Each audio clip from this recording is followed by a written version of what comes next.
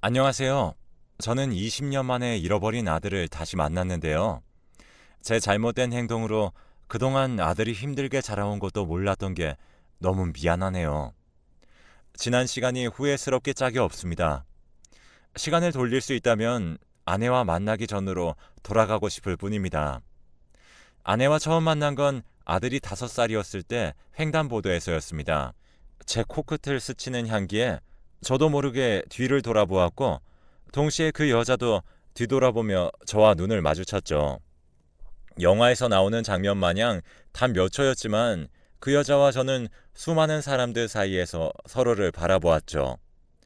하지만 초록불이 깜빡이는 걸 본 아들이 제 손을 당기며 얼른 가자고 하는 바람에 앞을 보고 횡단보도를 마저 건넜죠.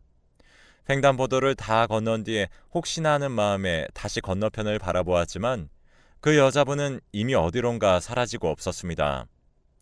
한순간이었지만 얼마나 강렬했는지 한동안은 문득 그 순간이 떠올랐습니다. 하지만 그 여자분을 어디서 만나겠습니까? 결국엔 시간이 지나면서 자연스레 잊었죠. 단지 아내를 잃고 혼자 아들을 키우다 보니 마음이 허해서 그랬나 보다 하고 넘어갔죠. 아내는 아들을 차에 태우고 처갓집을 가던 중 고속도로에서 화물차와 사고가 나서 그대로 그 자리에서 세상을 떠났습니다.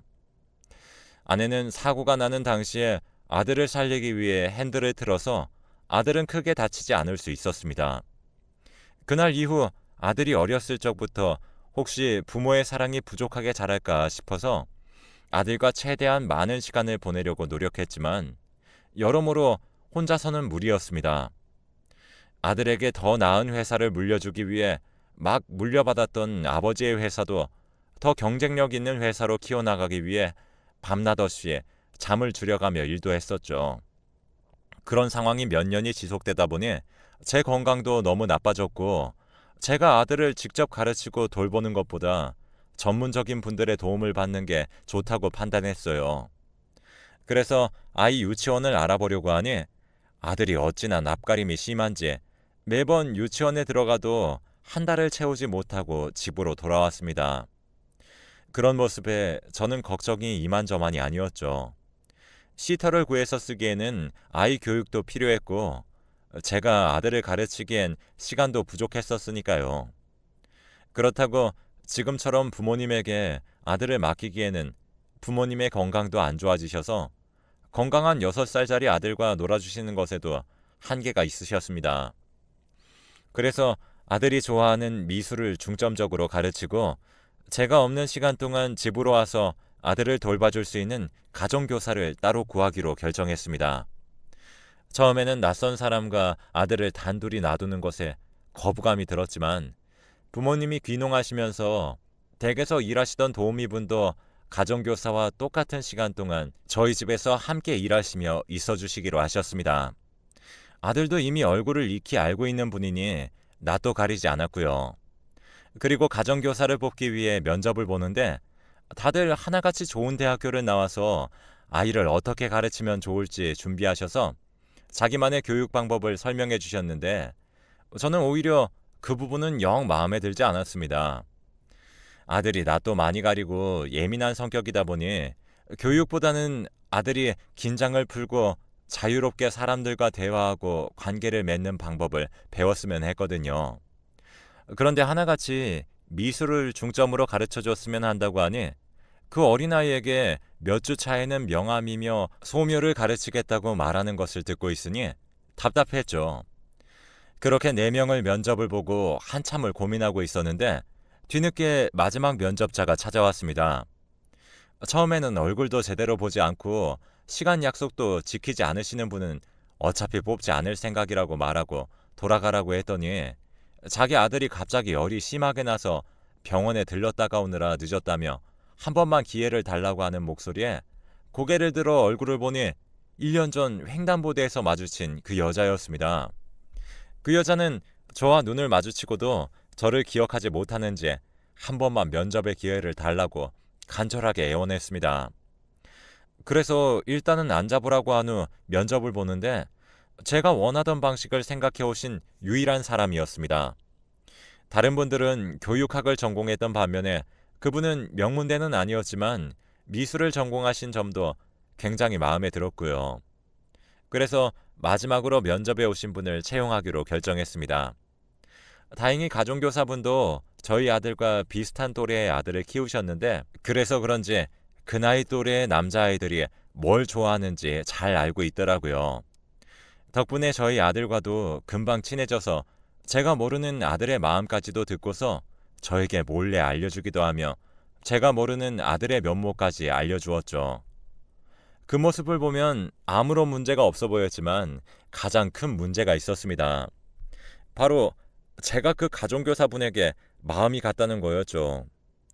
가정교사분도 일찍 남편을 잃고 혼자서 아들을 키우고 있다는 걸 알고 있었기 때문에 그 여자분에게 쏠리는 마음을 더 멈출 수 없었습니다.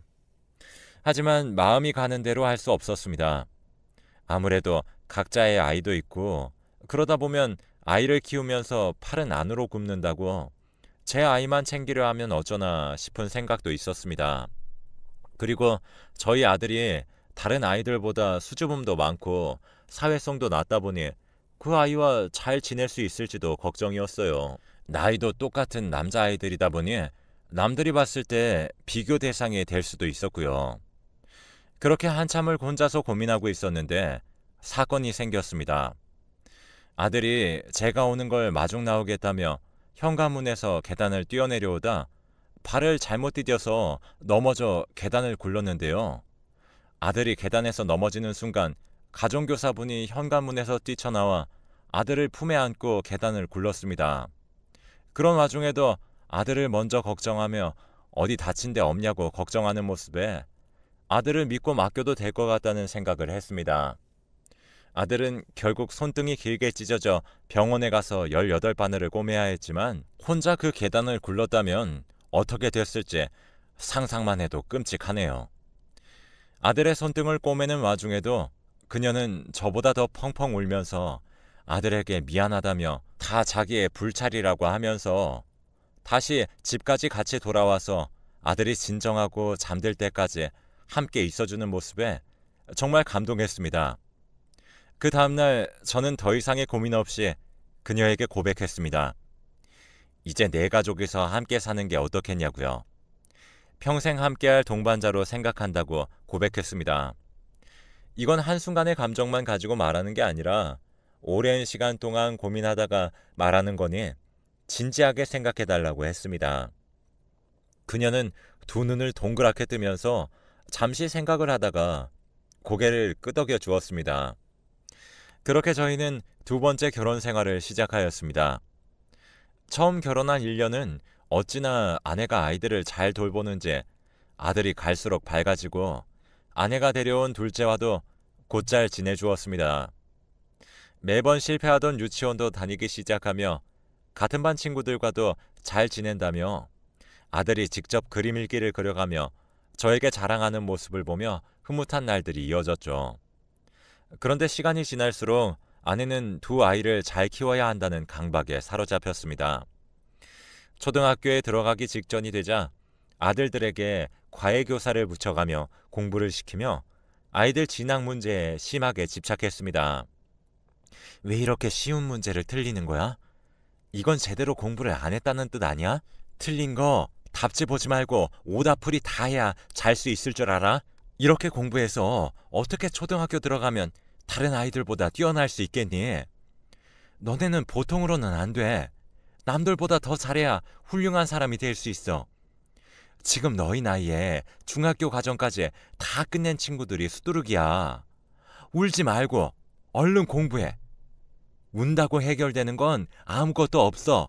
방 밖으로 넘어들리는 소리에 저도 어린 아이들에게 너무 심하다는 생각이 들었습니다. 아직 초등학교도 들어가기 전인데 이미 곱셈 나눗셈은 기본이고 영어며 수학이며 이미 초등학교 5학년 과정을 밟고 있다는 이야기에 깜짝 놀랐습니다. 그런 모습을 보며 저는 아이들이 걱정되는 마음에 아내에게 아직 어린 아이들이니 조금은 더 자유롭게 시간도 보내고 놀 수 있게 해주는 게 좋을 것 같다고 말했지만 아내는 그런 소리 하지 말라며 딱 잘라 말했습니다. 아내는 가난한 가정 환경에서 자란 탓인지 배우고 싶어도 제대로 배우지 못한 아쉬움이 남아있다며 지금은 힘들다고 하겠지만 나중엔 다 고마워할 거라고 했습니다. 하지만 저는 오히려 그 반대 상황이었습니다. 아버지가 어릴 적부터 회사를 물려받으려면 열심히 공부해야 한다면서 많이 나무라셨는데 아직도 어렸을 적을 추억하면 아버지와 놀면서 즐겁게 보낸 시간보다 공부한 기억이 더 많아서 아쉬움이 남았거든요. 아내는 제 이야기에 반박을 하며 나중에 당신 회사를 물려받아야 하는데 그럼 지금부터 열심히 공부시키고 남들보다 앞서 나가는 게 맞다고 했지만 저도 이번만큼은 물러서지 않았습니다. 지금까지는 아내가 하는 교육 방식이 더 좋은 거라고 생각하며 아무런 말을 하지 않았지만 아이들의 지나간 시간은 돌아오지 않으니까요. 그 시절을 이렇게 허무하게 보내는 것이 안타까웠다고 했습니다. 제가 이런 이야기를 하니 아내는 조금 고민에 빠지더니 생각을 해보겠다며 한 발 물러서더라고요. 그 후로 제가 시간을 내서 다 함께 계곡으로 놀러 가기로 계획했습니다. 원래 같았으면 아이들에게 숙제들을 내주며 다 해야지만 갈 수 있다며 아이들에게 공부를 시켰을 테지만 지난번 대화 이후로 아내도 느끼는 게 있었는지 놀러 가기 전날 밤에는 오히려 공부하지 말고 일찍 자라며 침대에 아이들을 눕혔습니다. 다음날 집에서 멀리 떨어지지 않은 계곡에 가서 오랜만에 즐거운 시간을 보내고 있는데 회사에서 다급하게 연락이 왔습니다. 처음에는 간단하게 전화로 수습해 보려고 했지만 도저히 전화로 해결할 수가 없어서 급하게 회사로 들어가 봐야 했습니다. 아내에게 너무 미안했지만 아이들을 잠시 아내에게 맡겨두고 저녁에 다시 돌아오겠다고 했습니다. 급하게 회사로 돌아가니 다들 퇴근도 못하고 비상이 걸려서 저녁도 먹지 못하고 회의를 하고 있었습니다. 저도 직원들과 함께 몇 시간의 회의를 거친 끝에 겨우 해결 방안을 마련해서 거래처가 원하는 요구를 맞춰 계약 파기를 막을 수 있었습니다. 그리고 다시 가족에게 돌아갔는데 계곡 근처가 저 멀리서부터 소란스러운 게 느껴졌습니다. 소방관이며 경찰들이 모여 계곡 근처에 빼곡히 모여있는 모습에 불안해져서 그 사이를 헤치고 들어가서 무슨 일이냐고 물으니 방금 아이 2명이 물에 빠져서 한 아이는 다행히 건져 올려서 방금 병원에 이송되었고 아직 나머지 한 아이는 찾지 못해서 수색 중이라고 하더라고요. 너무 놀라서 아니길 기도하며 아내에게 전화하니 아내가 울면서 전화를 받았습니다. 그 목소리를 듣자마자 물에 빠진 아이들이 제 아들들이라는 걸 알 수 있었습니다. 동시에 아직 제 아들을 구하지 못했다면서 미안하다는 충격적인 말을 전했습니다. 심장이 철렁 내려앉았었지만 그래도 사람이 이렇게 많으니 찾을 수 있을 거라는 희망을 붙잡고 다음날 동이 틀 때까지 반경을 넓혀가며 수색했지만 결국 아들은 찾을 수 없었습니다. 저는 반송장이 된 채로 소방관과 경찰관들이 모두 이제 그만하시라며 저를 말렸지만 모두 철수한 후에도 혼자서 온몸이 물에 퉁퉁 부을 때까지 계곡의 가장 밑에서부터 위에까지 샅샅이 찾아보았지만 아들을 찾을 수 없었습니다. 시신도 찾지 못했으니 혹시나 누군가 아들을 건져 올린 게 아닐까 하는 생각에 전단지도 만들어 그 부근에 모두 뿌렸지만 아들을 보았다는 이야기도 들을 수 없었어요. 그날 이후 저는 혹시 모를 희망을 가지고 회사도 전문 경영인을 고용하고 1년을 넘게 아들을 찾아다녔지만 결국 찾지 못했습니다. 1년을 넘게 모든 것에 손을 놓고 있으니 회사도 갈수록 엉망이 돼가더라고요. 그래도 아버지가 한평생을 읽어놓으신 회사였는데 저 때문에 망하는 꼴은 못 보겠어서 결국엔 아들을 찾는 걸 포기했습니다. 일상으로 돌아와서도 문득 제가 이런 일상을 보낼 자격이 있는 사람이 맞나라는 생각에 남몰래 눈물도 많이 흘렸습니다. 아들의 생각에 더 잘해주지 못한 것들만 떠오르고 그날 제가 회사로 돌아가지 않았더라면 무사히 잘 살고 있지 않을까 하는 생각에 죄책감이 날로 심해져 갔습니다. 그래도 아내나 둘째 아들에게 티를 내면 아내도 둘째 아들도 저에게 죄책감을 가질까봐 최대한 티를 내지 않으려고 했습니다. 그러다 보니 가면성 우울증까지 와서 혼자서 약을 먹기도 했습니다. 그러면서 회사 일에 열중하면 조금 나아질까 싶어서 죽은 듯이 회사 일만 하기도 했었고요. 그런데도 유난히 힘든 날이면 아들이 사라진 그 계곡으로 차를 몰게 되더라고요.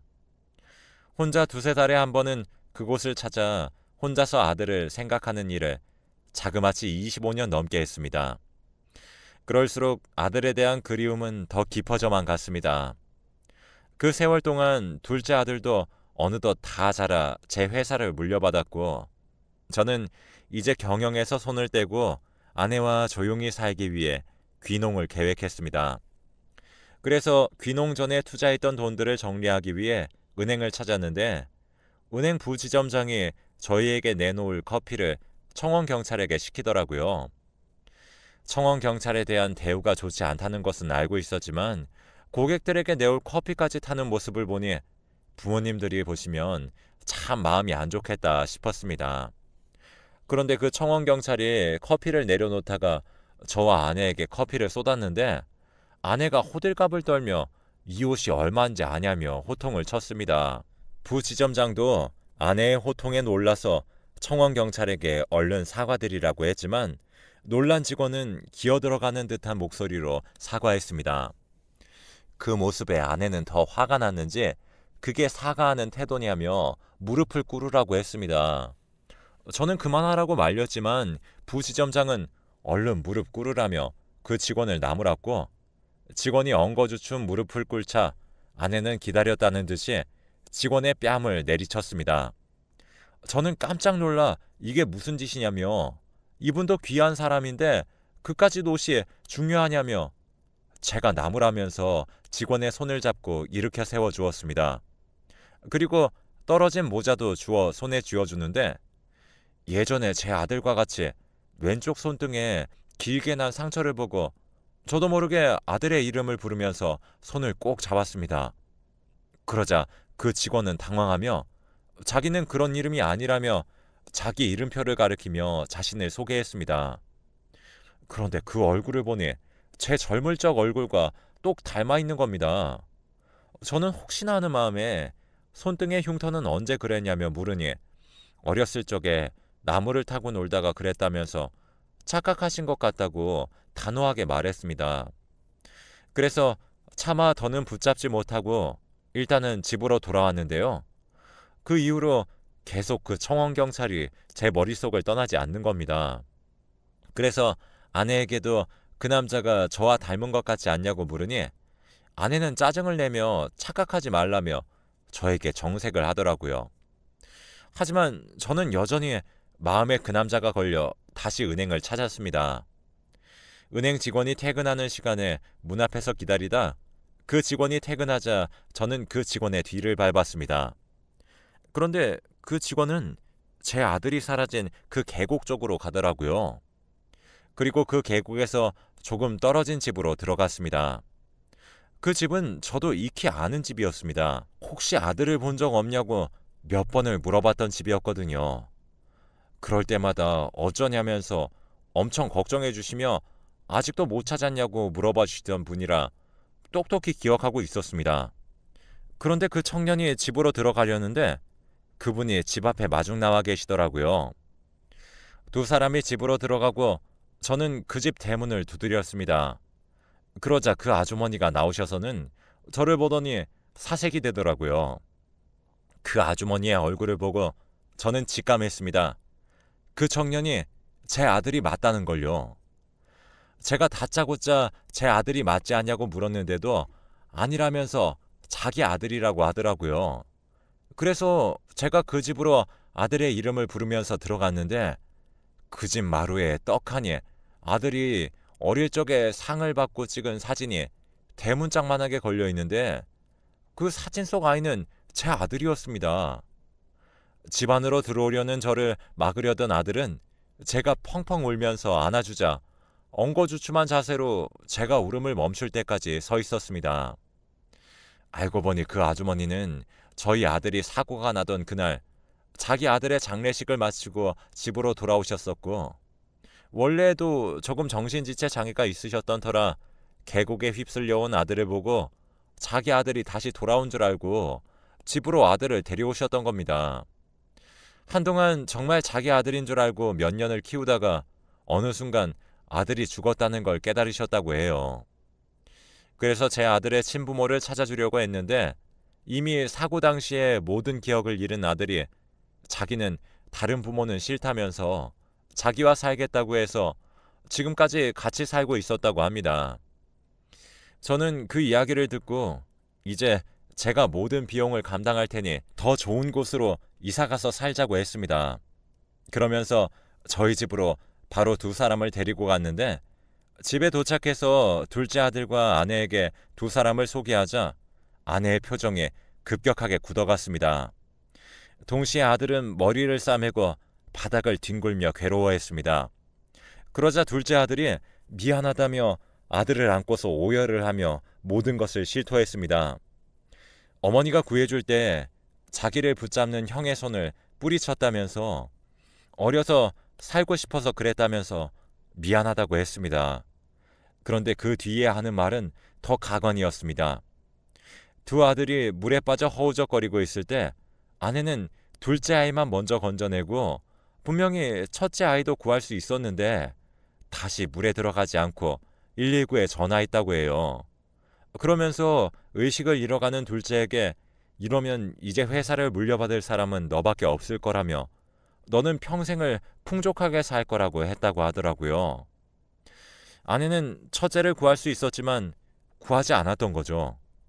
둘째를 위해서요. 그 이야기를 듣고 저는 너무 큰 충격을 받았습니다. 그러자 아내는 저에게 달려와서는 오해라며 자기가 너무 힘들어서 다시 물에 들어갈 엄두를 못 냈었던 거라고 해명했습니다. 둘째가 물을 먹고 잘못 들은 거라면서요. 그런데 첫째가 그 사이에 그 사건이 기억이 났는지 거짓말하지 말라면서 자기는 물에 빠져가던 그때 물 밖에서 둘째를 안고 자기가 가라앉는 걸 지켜만 보고 있는 걸 이제 다 기억해냈다고 했습니다. 저는 고작 그런 이유로 아들이 죽을 뻔하고 25년을 넘게 만나지 못했던 세월을 생각하니 아내와 그 아들이 끔찍한 괴물로 보였습니다. 제가 고통스러워하는 걸 모두 지켜보면서 무슨 생각이었을지 짐작도 안 가네요. 그 일 이후 회사는 전문 경영인에게 맡기고 첫째 아들에게 경영 공부를 시키기 시작했습니다. 물론 아내는 그 당시 아동학대 및 과실치상으로 기소되어 징역형을 선고받고 교도소에서 복역 중이라고 합니다. 그 아들은 회사에서 쫓겨났고 소문이 흉흉하게 다 퍼져서 어디서든 받아주지도 않고 새로 사업을 시작하려고 해도 돈도 없고 아무도 투자해주지 않으려고 해서 그렇게 그 여자가 바라던 풍족한 삶은 꿈꾸지 못하게 됐다고 하네요. 그리고 아들과 그동안 아들을 보살펴 주신 분은 집에 모셔와서 함께 살고 있습니다. 아주머니가 처음에는 미웠지만 일부러 그러신 것도 아니고 조금 정신적으로 아프셔서 그런 거니 이해하고 넘어가기로 했습니다. 덕분에 그동안 아들이 어떻게 살아왔는지 이야기 듣는 재미로 살아가고 있네요. 여러분도 행복하세요.